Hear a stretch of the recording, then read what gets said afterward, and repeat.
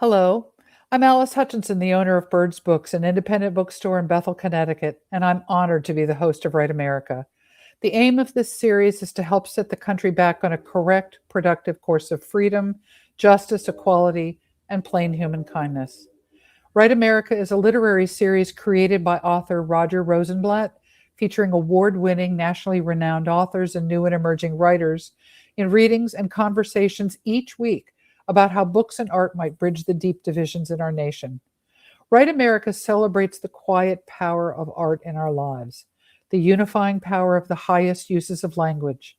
In novels, stories, essays, and poems, we recognize one another as part of the human family, one family.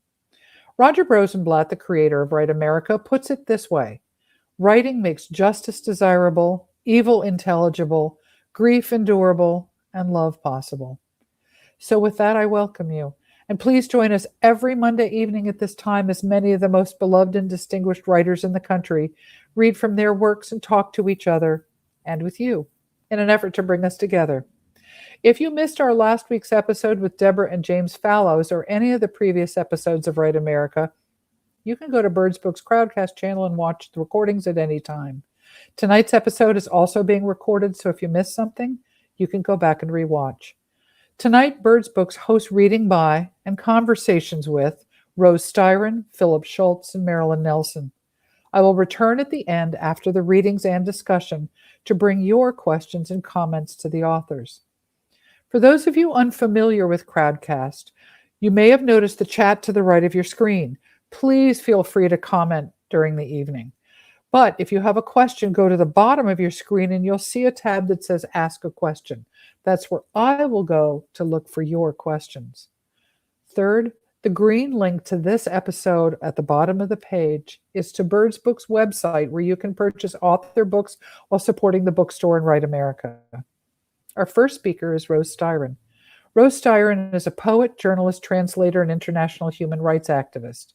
She published 4 volumes of poetry and traveled widely for Amnesty International and other human rights organizations, chairing AIUSA's National Advisory Council, PEN's Freedom to Write Committee, and the RFK Human Rights Award. She is currently on the advisory board of Johns Hopkins Hospital and Human Rights. A variety of her articles appeared in national periodicals on her involvement. In 2009 and 2010, Rose was resident fellow at Harvard's Institute of Politics and its Carr Center for Human Rights. She's written introductions to Letters to My Father and the Selected Letters of William Styron, and also edited the latter. An introduction to Dinner in Camelot and an essay on Gabriel Garcia Marquez have appeared in the review. Most recently, with Meryl Streep, she co-chairs Poetry and Creative Mind on stage at Lincoln Center on behalf of the Academy of American Poets each April. She serves on the advisory boards of Beyond Conflict and the Johns Hopkins Hospital Health and Human Rights Boards.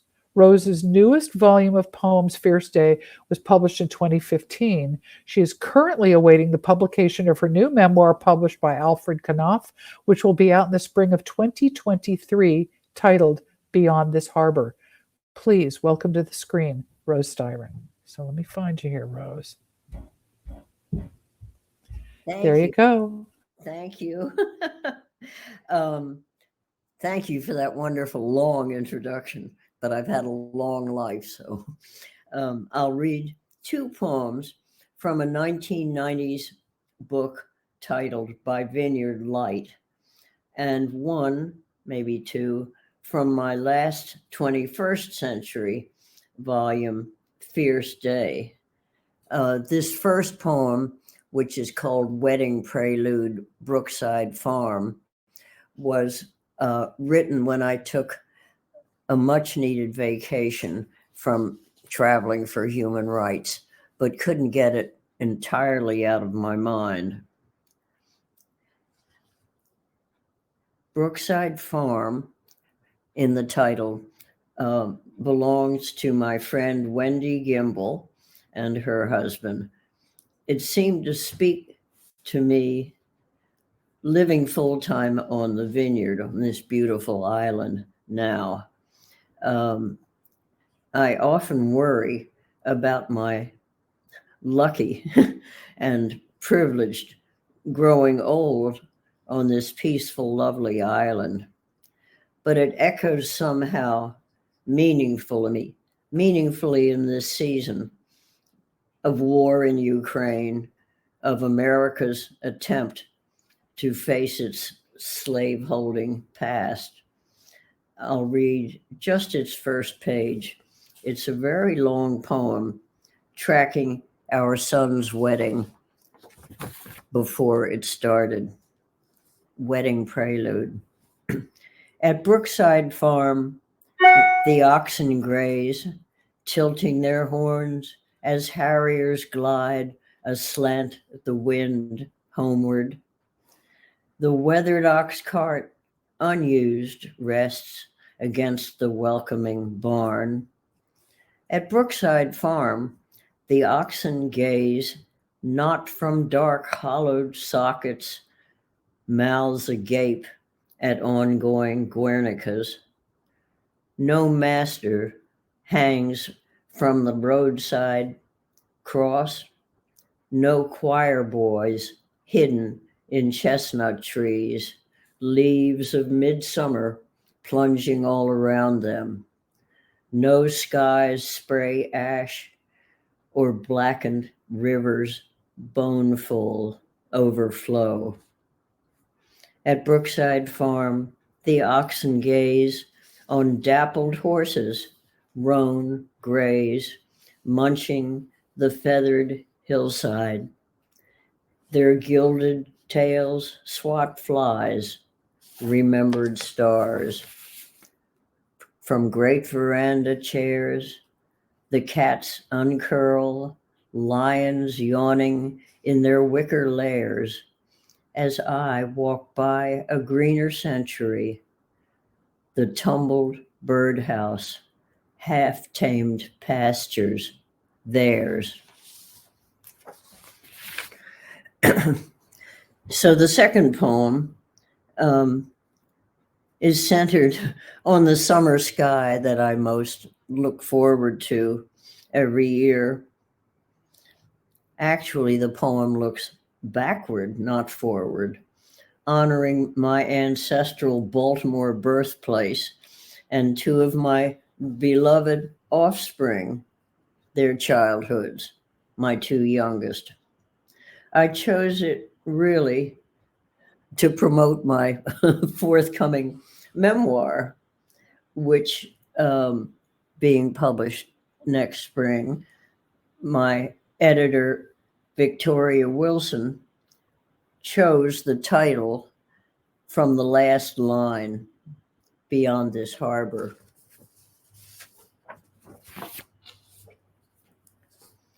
Good night, great summer sky, world of my childhood and the star-struck sea. White chaise from my ancestral southern porch, my raft, white goose down quilt, my ballast. Under Orion on the green waved lawn, I float high. New moon, old craft, tied strong as ever to the sheer horizon. Over the seawall on the dock, Andromeda, their strict and jeweled guard, as tall Orion and long, tall Orion sees and longs ago chose to be mine. Our children sleep, Alexandra, Tom, under their folded goose-wing sails, true friends in dream, the folly wrangle of their sibling day, outshone by starlight. Calm island evening, never-ending sea, our lovers' rages took our quiet, drowned, miracle of midsummer, the trust of dark sails us beyond this harbor. And this is a poem from my newest book, Fierce Day.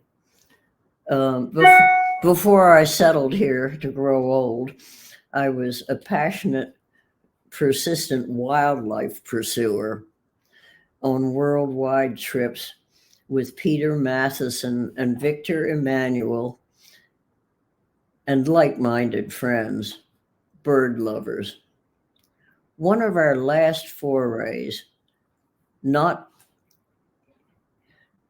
into the continental jungles, was to Belize. And this poem is called Belize. The mysterious forests, I'm sorry, I'll start again. The mysterious forests, Cecropia, palm, their enchanted creatures of shade, deep vine-wound paths, mud python roots, spiked crowns the bromeliads made, awaiting the moon or a skittering bird, dark loves, but no more for me.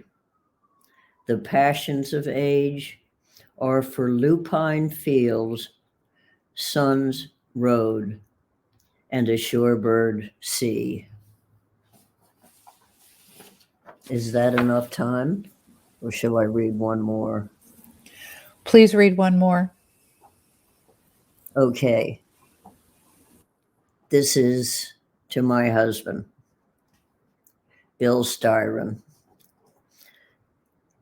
You would have loved today, this twilight, high in the wild fever spring bruised field.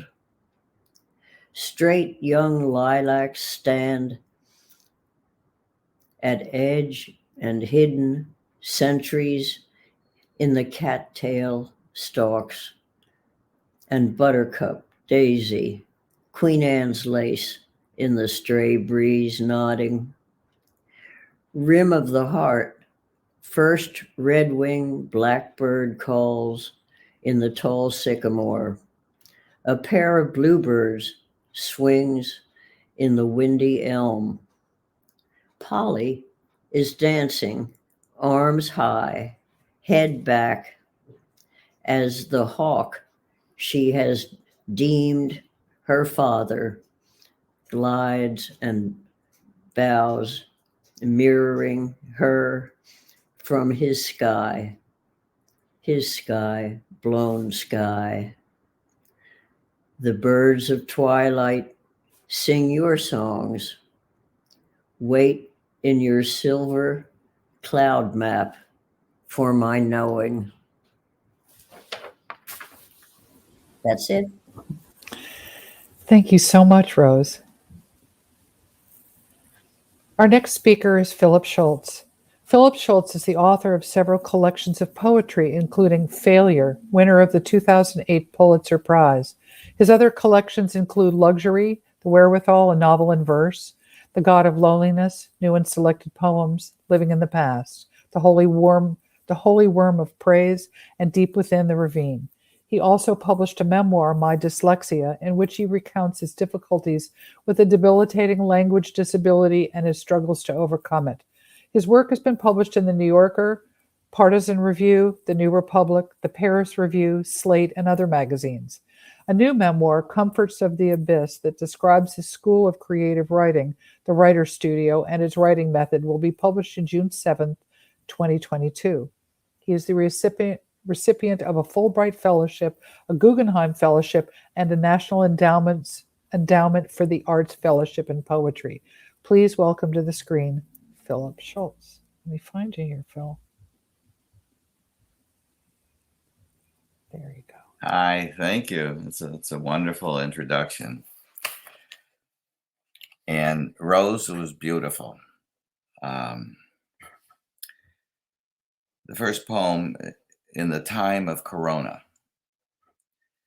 Our mailman, Joe, always stopped to talk about Bernie being vegan and baseball. When our dog died, he told my wife he wished he had let her bite him just once, a kind of goodbye. Now, with only his eyes alive, he barely nods and hurries past.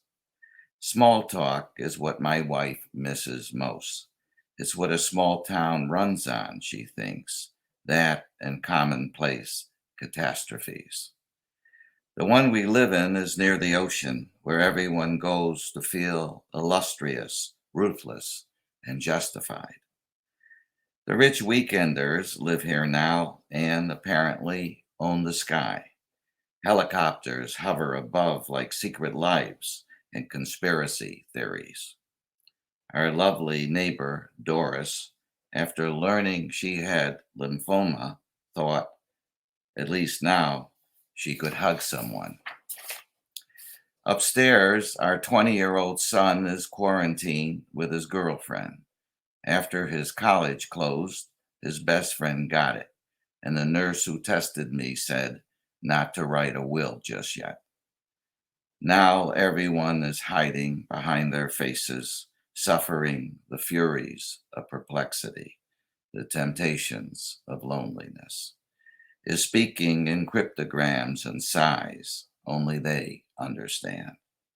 In the mirror, my reflection pleads with me to minimize all my exhausted misfortunes, to be grateful for even my humiliations, to love everything I despise. At night, I sit alone under the stars, wondering what infinity feels like. Santos, in memory of Jose Santos Cox. Shaley. My country, you'd say, with sorrow, as if Guatemala was a place you had abandoned and betrayed. One Saturday in 1991, after a hurricane, there you were helping me clean up the wreck of a cottage I had just bought after a recession. You lived across the street in your wife's adopted mother's house, owned by a rich younger woman she cared for, an absurdity that somehow made perfect sense. Suddenly, a new roof, fenced-in yard for my dog, a studio for my sculptor wife, and a deck to dream my poems on. Yes, a grown man writing poems for a living. A hilarious idea. You dreamed of being an architect, your wife Rosie said, but in Guatemala one earned calices, not degrees. The me you liked wasn't privileged, educated, or assimilated, but someone who honored memory, a property you also owned. For hours we'd watch Penelope catch frisbees, entranced by the idea of passion being rewarded by pride. Often you knew before I did that something needed to be fixed, replaced, or pardoned, as if the world of order you esteemed didn't tolerate the insolence of neglect. After Rosie died of a heart attack as you drove her to work at Stop and Shop, you came by one last time, asking for work. Crippled by liver disease, too broken to stand. The money I gave you broke both our hearts. You once asked why I insisted on going with you to see a man who refused to pay you. I didn't really understand why, but I do now. I wanted to see what your opposite looked like, someone so lacking in wonder, humor, and elegance. It's so hard to write about what's going on in Ukraine. This is attempt, at least. War scars. Suddenly, the future is on its knees, praying to be remembered as skeletal dogs scavenge intestinal rooms, looking for food, for mercy. Suddenly, the blistered throats of cathedrals exhale ghostly vows as spoiled prayers ferry back and forth across history's blank pages. Suddenly, school children holding their mothers' hands, heads held high, shoulders straight, a choir of spring birds in their minds. Forget being alive. Remember us, they cry. Democracy. Here's a quote from Plato. Then this is what I mean, that everywhere the same thing is just, the advantage of the stronger. Some believe it's nearing its end. Others continue to celebrate or mourn what remains. But we all agree, a splendid idea concerning validation, mercy, and a theory of the crowd, which back in Athens, where streets were narrow and everyone knew everyone else and liked to pontificate, the crowd meant the power of the marketplace. Yes, in every nook and cranny, a collision of the just and jaundice, the passions of reason and dissent, and the freedom to change. My father came here as a boy, a Russian immigrant, wanting a three-piece suit, the justice of success, the glory of class. Uncle Jake perched high behind the Paramount screen, opening and closing everyone's appetite for something bigger, better, stronger, believed only in the kingdom of dreams. Mother's dreams believed only in me, lived in a better neighborhood where no one was despised or left behind. To let my mind breathe, I studied Plato, who believed democracy was a tyranny of frenzy. Okay, but isn't equality a belief in infinite reach, a song half swallowed and off key about truth and possibility? Yes, here we are with all our glorious ideals, envies, and failures, alone on a precipice, curious, blissful souls, forever buoyant with promise, looking this way and that for what does and doesn't come next. I'm going to read just a few paragraphs from my memoir, Comforts of the Abyss, the very end, in fact. Occasionally, sitting alone at night in front of a TV, I'll turn the sound off and try to imagine the plight of the characters who, freed of dialogue and unburdened by plot, speak with their eyes and hands, lip-syncing my thoughts as they wander in and out of their delirious hijinks and brutal interactions. These countless nomadic tribes of killers, lovers, imposters, war heroes, and clueless fall guys, performing their sad, hopeless pantomimes, each a comedian seal, a persona too vulnerable, ignorant, or unforgiving to survive. Each a dilemma no one can solve or redeem, an argument and a lullaby, impossible to remember or forget. Is this why it feels like a small death every time I fail myself or someone else? Why I can't give up on an idea or feeling even when it's wise to do so? When I know I've taken myself as far as I can or should go, that I'm hopping over thin ice. Why it's so important to me that I or all my friends and students not surrender to this dark voice. Why I can't forgive the anger I felt when my friend Ralph abandoned us, the anger and shame. Yes, isn't this what we all want finally? Not fame, recognition, or adoration, but confirmation, evidence, some small sample of proof that we, even if only for a moment, not only exist but matter. Isn't this what all the hammering is about, finally? The splendid sound Ralph made one night, the forgiving amens and affirmations, or simply the comforts of the abyss? Thank you.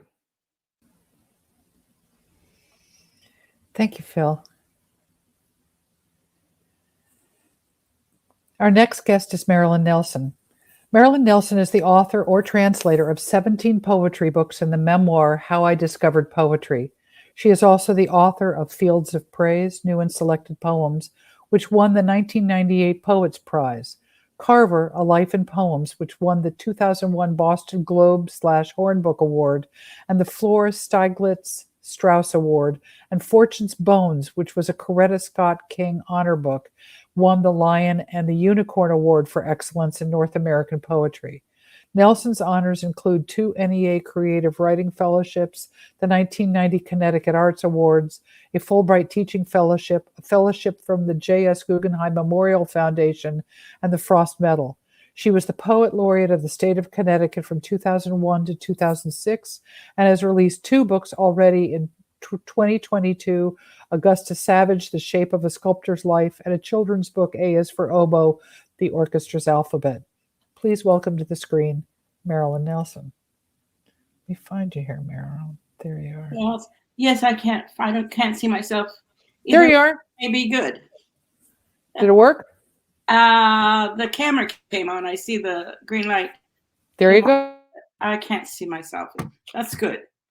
And I must say I'm honored to be reading third after such really tremendous poems.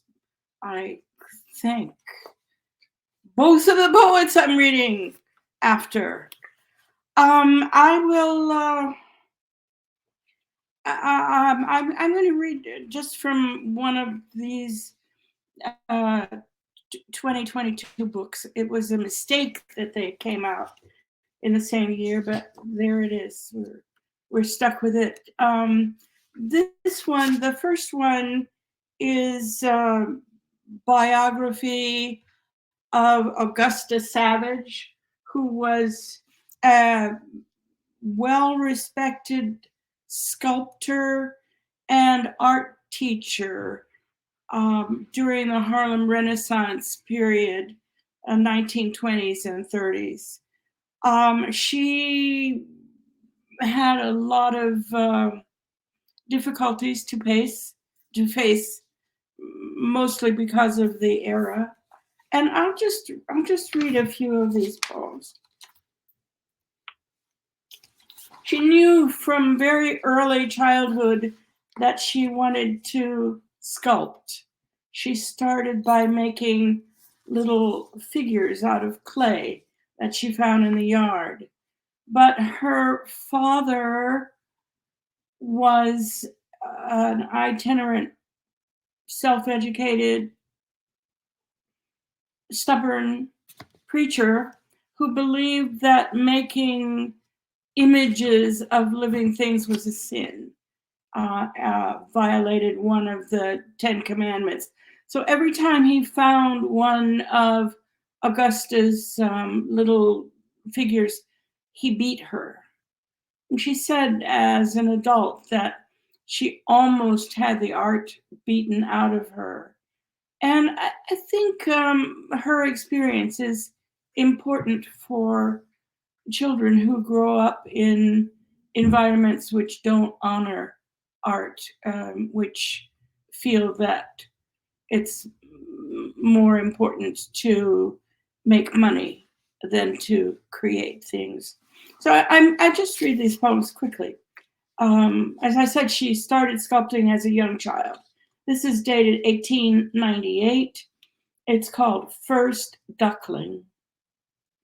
From squish to a formidable ball, head, body, wings, tail, feathers detailed by fingernails, and to the pond seeing eyes, the slightly smiling beak coming closer and closer to a heartbeat in the caught breath of a colored girl who feels like God.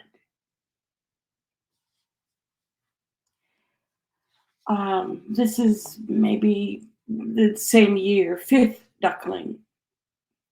Did the Creator make practice ducklings too on the fifth day, like I'm going to, till I know they could almost paddle and quack in the thick black puddle on the far side of the clothesline behind our house?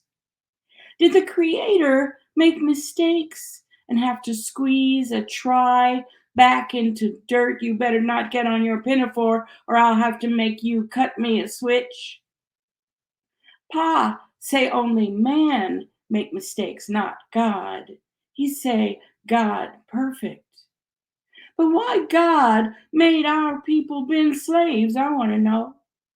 And why he lets so many white men fought on the wrong side in the slavery war. Why he lets us some nights lay awake with growly guts. Sometimes I ask questions Pa say ain't no answers to. But God, Pa say, makes no mistakes. He made heaven and earth right in just one try, only 6 days out of dark emptiness, just by saying some let there be's with his love, and then calling it good.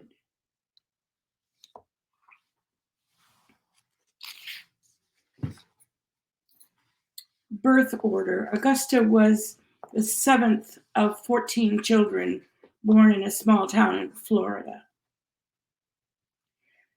The firstborn child is a perfectionist. The second child is a people pleaser. The third child is a little hellion. The fourth child feels somehow different. The fifth child is a perpetual sidekick. The sixth child seethes with secret rebellion. The seventh child is beaten for making art.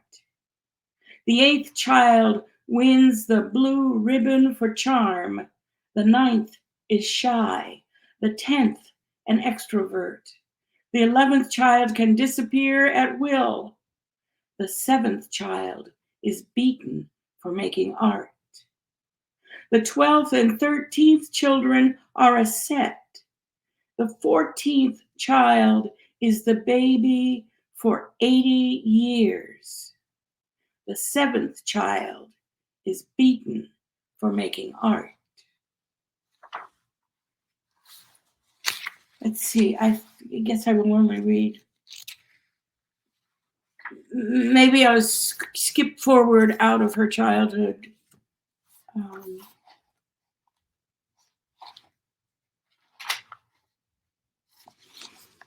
She managed by really sheer force of will to get herself from Florida with very little wherewithal to get herself to Harlem.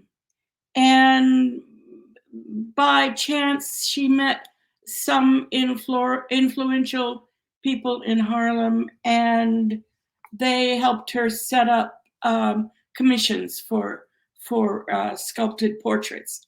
And one of the first ones she did was of Marcus Garvey. The United Negro Improvement Association, he says, his little bloodshot eyes looking out of the dark shadows of his overhanging black brow, his eyebrows quizzical halfway to a smile, and over them an uncreased expanse of dark brown brain cover, broad enough to maybe mean genius. He talks and talks, a baritone that somehow lilts the Jamaican vowels of soothing music, talks and talks how we are Africans wherever we landed in the genocidal kidnap. We belong to each other as siblings, all Africa, all Africans together as one nation. We will return. We shall return. The motherland waits for us. She is calling to us in the drum beats of our hearts, he says. Don't you hear it sometimes? I have to say yes. I sure do sometimes, remembering how sometimes I have smiled at insult and injustice, towed the Yassa Mr. Charlie line. Don't forget a whole continent hopes we will return with what we've learned, what we have become, even our language, our words, even our images, even our art, he says, is more theirs than ours. Light falls from the windows through the antique lace curtains onto a mahogany table set with his collection of antique porcelain. His cheeks are silk sleek, his thick lips talking, the necessity of self-emancipation. Only we can free our minds. Think about going home, feeling your ancestors welcoming you from the very soil. I place gray layers on the wire frame, watching his face, watching my fingers. He gives off black light, impossible to capture in my medium. Genius, yes, and authority, confidence. And there's some madness in there. I stroke the curves, the heavy jaw, the thick, soft lips, speaking hymns of affirmation. Something deep inside me makes a little ding like a tiny chime. My black pride has awakened.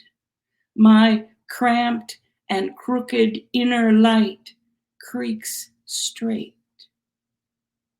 Those little eyes, that grand ambition.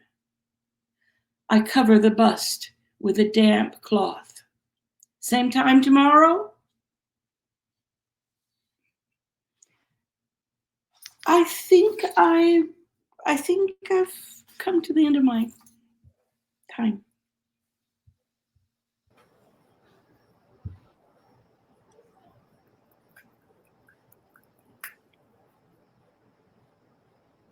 Christina? You all are back. All three of you are back on screen now, and you're welcome to take the next 20 some odd minutes and discuss as you please. Well, I just like to say how very moved and impressed I have been by my two younger, excellent poets. I just get such a feeling for their lives and what they care about and how involved they are with their present and their past. I feel quite differently about myself at the moment, and I really want to hear more from each of them. I was just delighted to see Marilyn Nelson, who was my Connecticut laureate. I lived there for 50 years, but now I'm here on Martha's Vineyard and working away. So you all please talk and tell me about your lives. Marilyn, I love the one about the 14 children who you personalized, each one. I wanted to meet each one of them. Thank you.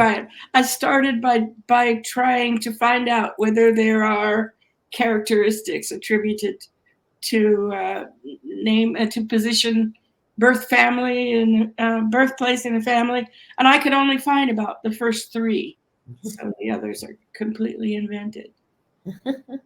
I've been thinking a lot lately, and just sort of noodling with friends about the continuing importance of the humanities and how we seem to have arrived at a position at which even public intellectuals seem to disparage the humanities. And I wanted to thank both of you for giving me the sense that the values that we learned from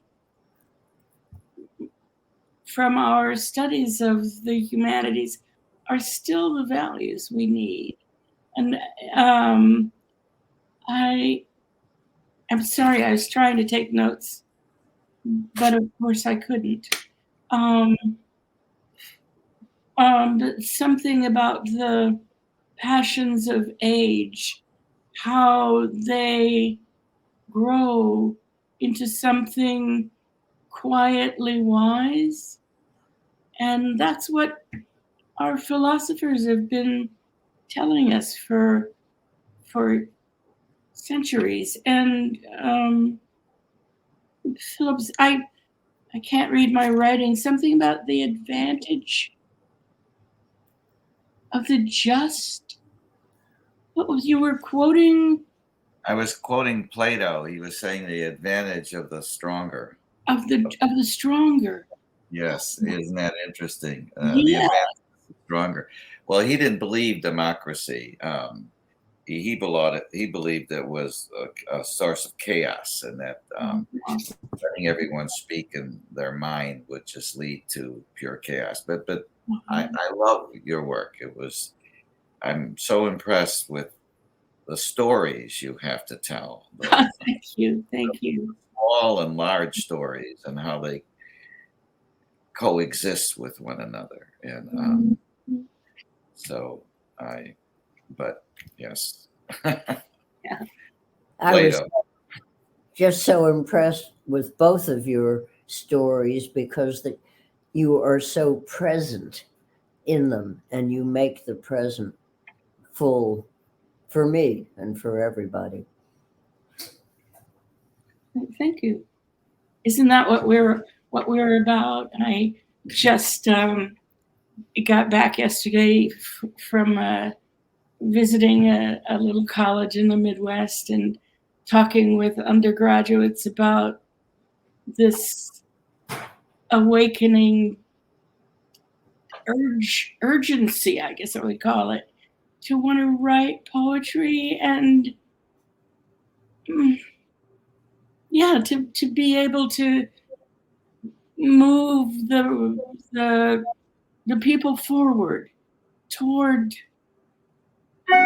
being something better than we've been so far. It's such a curious need, isn't it? I mean, it's like this need to sing in the face often of a whirlwind. I mean, it doesn't need a syllable. Yeah. This need to end. So I feel so complimented by reading with the both of you, with your harbor and your quite large story, Marilyn. And that very beautiful poem to your husband, your late husband, Bill. Yes. I thought that was really exquisite. Yes. Not easy, is it, to attempt something like? No, and I have to say, since I've been spending my COVID time writing a memoir, which I said I would never do because I always look forward, not backward. I realize it's been 2.5 years since I've written poetry, and I can't wait to get back to it. I've only started my first one this week. It's it's just a different mindset. It's a different place that it comes from, but it's all the same. Mm-hmm. The only way I survived writing my memoir was by promising myself I would never write another word of prose, and I couldn't wait to get back to poetry. Me too. I absolutely my agree. salvation. Although in my, first maybe couple of decades of doing human rights so earnestly, I didn't write a single poem either. And I couldn't wait to get back to it in the 90s and in the 21st century. So now I'm looking forward to hoping I can still do it. But weren't you storing the experiences, the sights, the people whose lives you touch? You were storing so much, making a treasure house in preparation for the poems that you're starting now. What a lovely way to look at it. Thank you. Yes, beautiful. I never would have thought of that. I'll It's take that inspiring. then. It's funny how when you put off or hold to the side writing poetry for a while, how it works its way back into your life. It's just like an old love that suddenly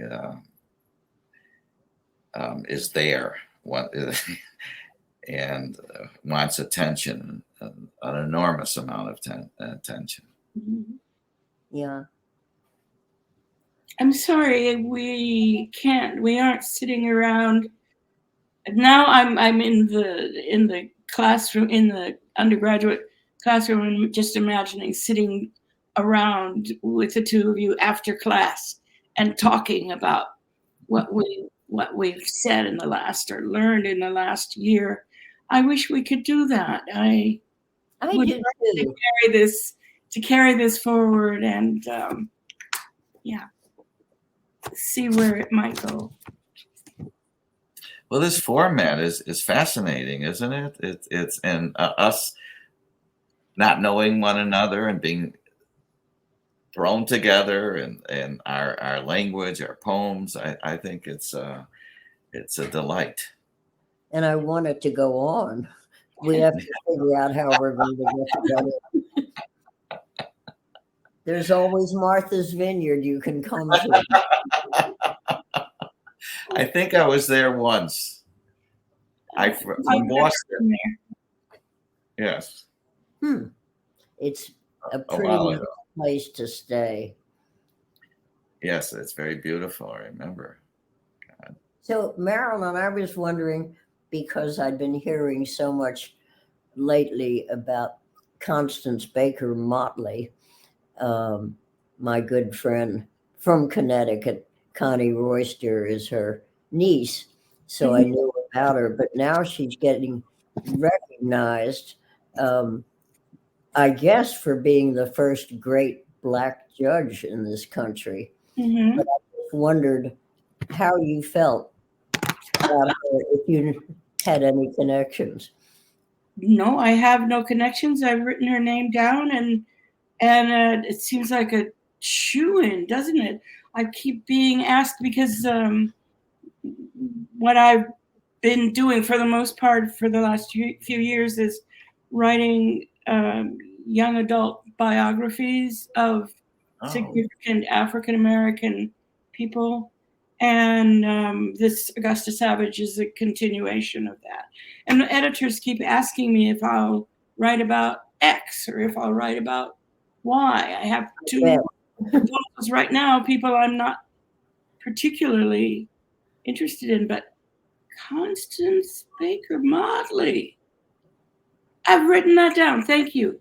Thank you very much. I would think that would be, her life would be really interesting to study. I think so. Yeah. And if you're still in Connecticut, Constance Royster would become your dear friend. She's just retiring from the board at Yale, but she's been a Yale Okay. student. I'm near New Haven, so this could work. Thank you. How way leads on to way.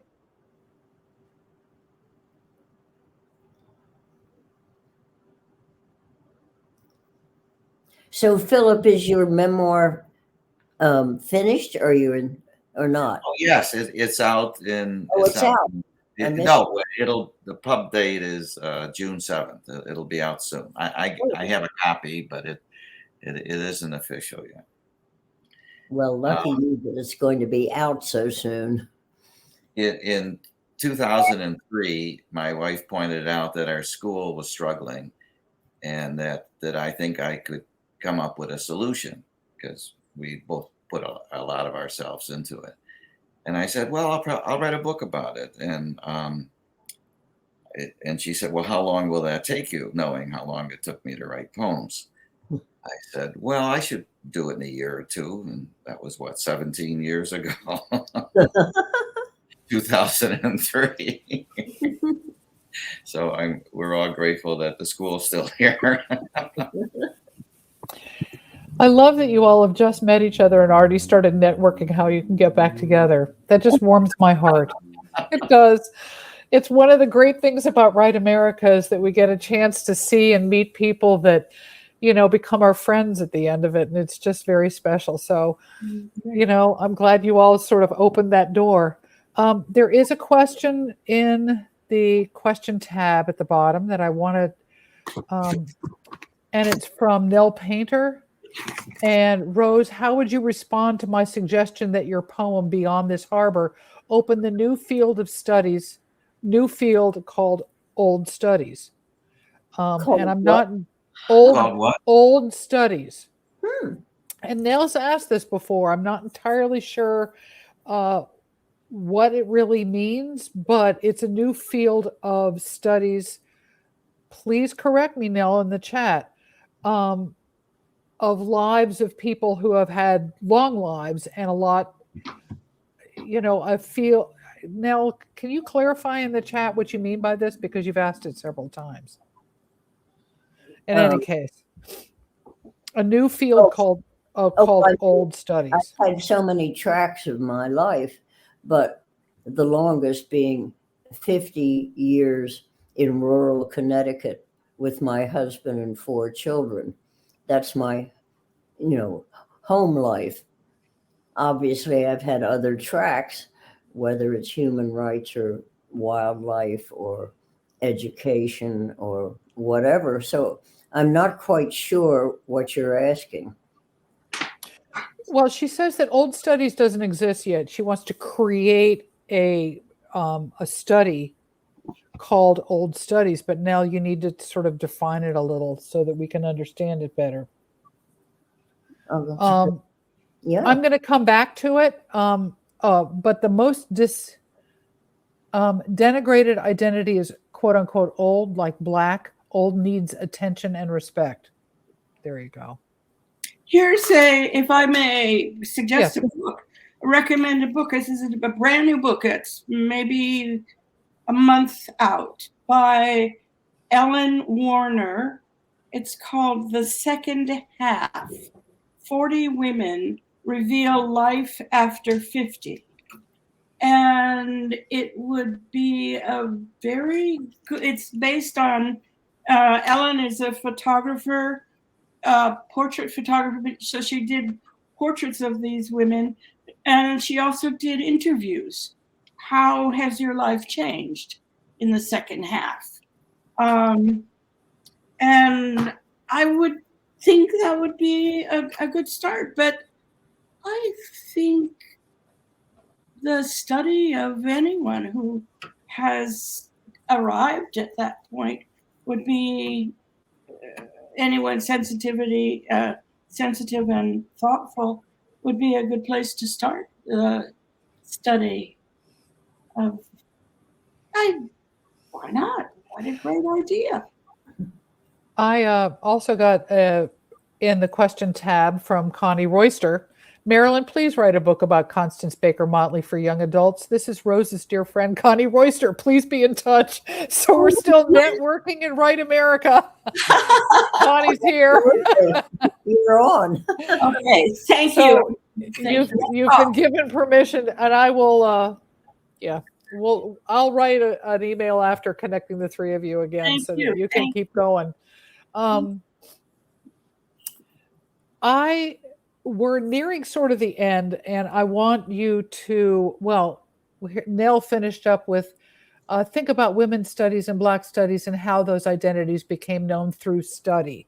And so I think that's where she's also coming from, is not just revealing the life of the person, but to actually study that. I love the second half book that you pointed out. Who's that written by? Ellen Warner. Thank you. I missed that. I also want to reassure you all that poetry really is up and coming. Before the shutdown, poetry events in our store were the largest events we ever had. Huh. Anytime we have a poetry event where people come, they're often the largest events.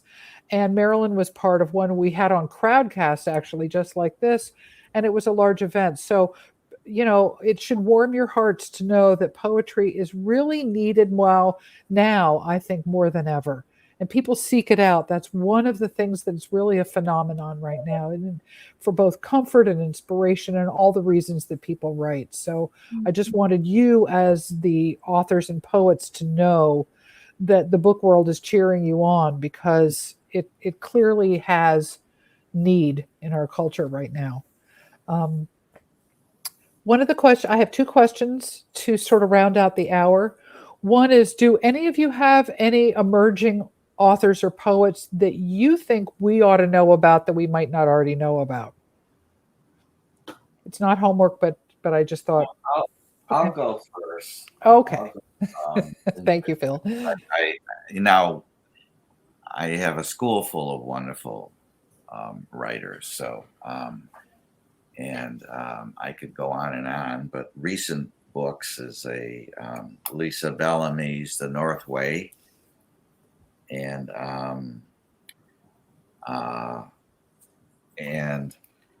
Eleanor Kedney, Between the Earth and Sky. You held that up, but I didn't see it. Oh, okay. You need to hold it. Yep. Because I'm a cover girl. Oh, cool. Okay.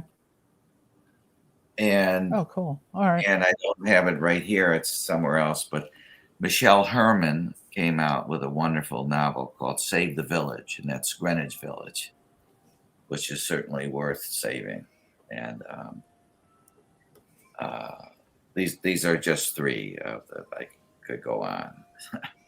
Great. Thank you. Anyone else? I'm reading two wonderful books now, which are not poetry, but are different and important and coming out right now. One is Craig McNamara's Our Fathers Lied. He is Robert McNamara's son, and it's a fascinating book. And the other one is by Philip Weinstein. It's called Soul Error. That's SOUL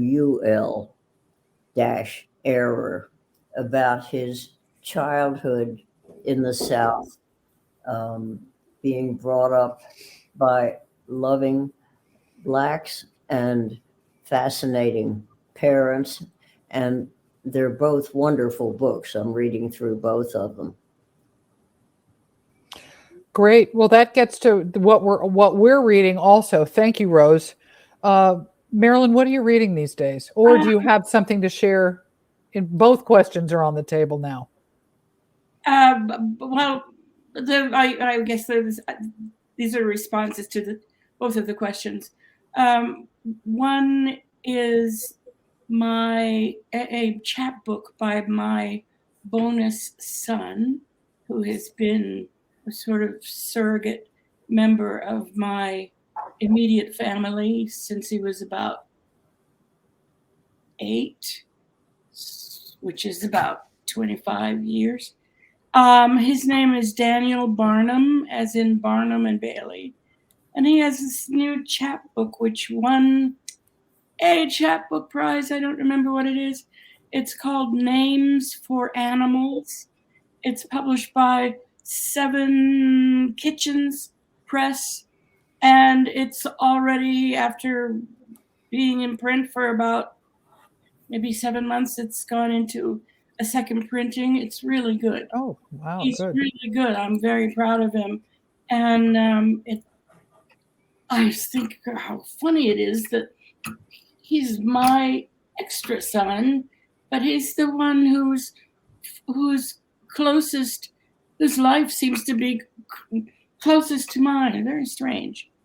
And someone else I would like to recommend, because we seem to divide ourselves in audiences for poetry, and don't read in other books that are intended for other audiences.